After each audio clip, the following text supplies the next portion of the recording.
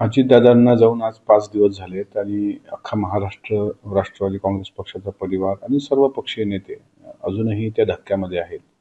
आणि अजितदादांच्या मृत्यूच्या संदर्भामधल्या अनेक चर्चा ह्या महाराष्ट्राच्या सर्वसामान्य ग्रामीण भागापासून शहरापर्यंत आहेत. काल मी तशा काही चर्चा राजभवनच्या शपथविधीच्या पूर्व ऐकल्या. देवगिरीवर असताना नंतर मला लोकांनी विचारलं आणि एक गोष्ट काही लोकांच्या सांगण्यावरून लक्षात आली की दादांची बॉडी ओळखण्यासारखी नसताना कागदपत्राला साधा जाळ लागला नाही किंवा कागदपत्र कशी जळाली नाहीत.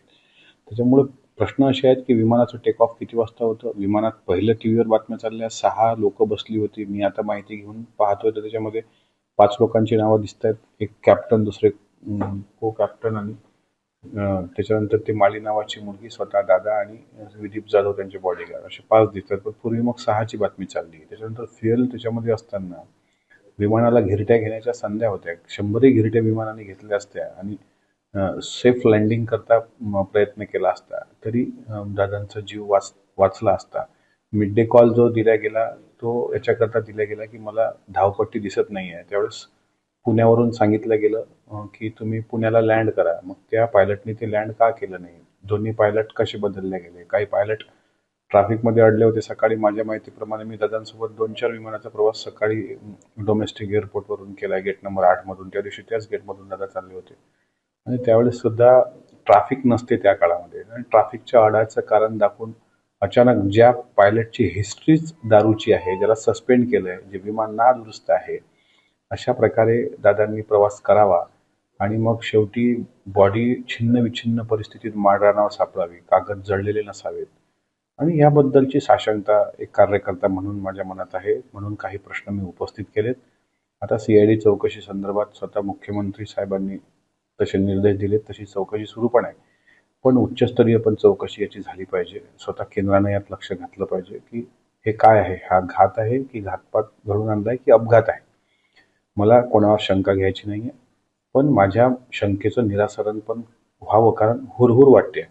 अनेक लोक काळाच्या असे जातात. कारण अजितदादा जाणं म्हणजे अजितदादाच्या देहाचं नुकसान नाही आहे. ते केवळ पवार परिवाराचं नुकसान नाही आहे. ते अख्ख्या महाराष्ट्राच्या अनेक पिढ्यांचं नुकसान आहे. अजितदादासारखा नेता घडायला असंख्य काळ लोटावा लागतो. त्याच्यामुळे मन व्यथित आहे. घास नरड्याखाली जात नाही अशी घरातल्या लहान लहान मुलांची परिस्थिती आहे. तुम्ही स्वतः पत्रकारांनी दाखवलं, लहान लहान मुलं रडतायत, पत्रकार रडतायत. आणि अशा माणसाचं अकाली जाणं, आणि तेही अशा प्रकारे, जो माणूस साहेब गाडीत बसल्यानंतर सीट बेल्ट लावल्याशिवाय बसत नव्हते दादा, ते माणूस विमानातून डायरेक्ट बॉडीत काय सांगतात की नंतर घड्याळावरून ओळख पडली. तर ती घड्याळ कुठे आहे. पोस्टमॉर्टम केल्यानंतर, पोस्टमॉर्टमच्या वेळेस तो अहवाल आता कसा येतो ते पण पाहावं लागेल. आणि साधारणपणे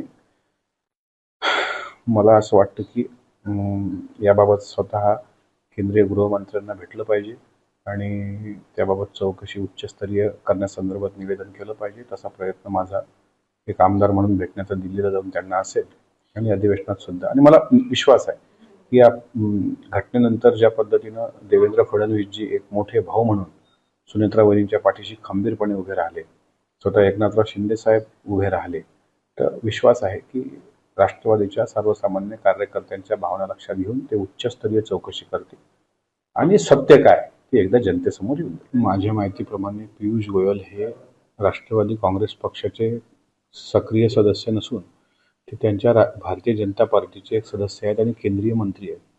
आणि त्यांनी एवढी नैतिकता आणि शिष्टाचार शिकावा की अटलजी, आता अलीकडे देवेंद्रजी किंवा मोदी साहेब असतील, हे दुसऱ्याच्या पक्षात नाक खुपसून ढवळाढवळ करत नाहीत. त्यांनी नाक खुपसलं आणि त्यांचं नाक जळलं, त्याच्यानंतर त्यांनी त्यात दिलगिरी व्यक्त केलेली आहे. आणि अशा प्रकारे एखाद्या वाहिनीला किंवा एखाद्या पत्रकारांना मुलाखत देताना तुम्ही राष्ट्रवादी काँग्रेस पक्षाचा राष्ट्रीय अध्यक्ष कोण होणार हे पियुष गोयल सांगतील. पियुष गोयल कोण ठरवणार आहे. आमच्या पक्षाचे सर्व अधिकार सुनेत्रा वहिनींकडे, त्या ठरवतील काय आहे ते. आणि आता नंतर ठीक आहे, देर आहे दुरुस्त आहे. त्यांनी स्वतः कबूल केलंय की मला चुकीची माहिती दिली गेलेली आहे, त्यामुळे मी भावनेच्या भरात बोललो आणि माझ्याकडून चूक झाली. त्यांची चूक आम्ही पडदा टाकतो. त्यांनी जर चुकीबद्दल दिलगिरी व्यक्त केली असेल तर, पण आपलं ओठ भाजणार नाहीत याची काळजी पुढच्या काळात पियुष गोयल सारख्या भाजपच्या एका बड्या नेत्यांनी घ्यावी बस. आता असं आहे की अडचण असण्याचं कारण नाही, पण एक गोष्ट लक्षात घ्या. दादांच्या अंत्यविधीनंतर एका खासदार साहेबांनी त्या गटाच्या पहिल्यांदा ही कंडी पिकवली की दादांची अंतिम इच्छा दोन्ही पक्ष एकत्र करण्याची होती वगैरे वगैरे वगैरे. तिथून ह्या चर्चा सुरू झाल्या. विरोध असण्याचं कोणाचं काही कारण असेल असं मला वाटत नाही. सामान्य कार्यकर्ते म्हणून सर्व पक्ष एकत्र असावा एवढी आमची भावना आहे. नाही, असं होतं की दादा हयात होते तोपर्यंत विलिनीकरणाच्या चर्चा होत्या का? तर होत्या. दादा हयात असताना प्रत्येकाचा प्रयत्न होता का? तर होता. आज वस्तुस्थिती अशी आहे की आज दादा हयात नाही आहेत आणि हे अधिकार कोणाकडे आहेत? काल गटनेता निवड झाली विधिमंडळाची, ती सर्वानुमते झाली आणि तेच गटनेता निवड करताना सर्व आमदारांनी दुसऱ्या कागदावर ज्या सह्या केल्या राष्ट्रवादी काँग्रेस पक्षाच्या एका पत्रकावर, ते होतं सुनेत्रा वहिनींना राष्ट्रीय अध्यक्ष करण्याच्या संदर्भात. आता आजचा 5वा दिवस आहे. मला असं वाटतं की थोडं दशक्रिया विधी आटोपल्यानंतर स्वतः उपमुख्यमंत्री पदाचा पदभार सांभाळताना आणि त्यानंतर राष्ट्रीय अध्यक्षाचा पदभार आदरणीय सुनेत्रा वहिनींकडे आल्यानंतर त्या याबाबत अधिक संयुक्तिक बोलतील. तुर्तास तरी राष्ट्रवादी काँग्रेस पक्षाच्या निर्णयाचे सर्व अधिकार हे सुनेत्रा वहिनींकडे आहेत. सामान्य कार्यकर्ते म्हणून आम्हाला त्यांच्याच छत्रछायाखाली आता पक्षवाढीसाठी प्रयत्न करायचे.